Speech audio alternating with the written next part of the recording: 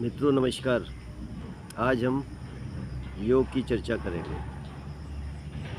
योग यह कहा जाता है कि योग से शरीर स्वस्थ रहता है और यह भी जानना ज़रूरी है कि योग से शरीर के अलावा आत्मा और परमात्मा का मिलन कराने वाला भी योग ही है। योग का शाब्दिक अर्थ जोड़ है, अर्थात योग के द्वारा हम आत्मा को परमात्मा से जोड़ते हैं और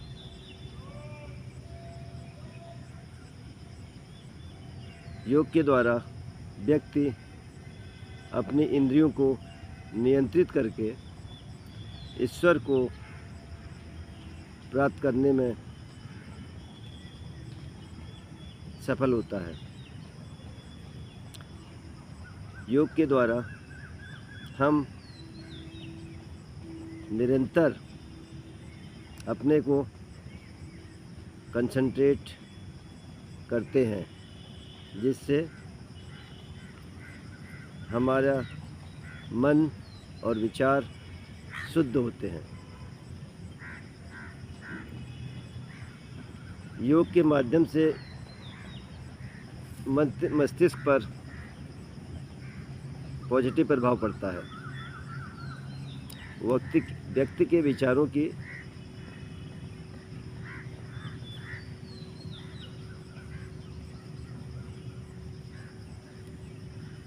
वृद्धि होती है और मनुष्य को यह अध्यात्म से जोड़ता है।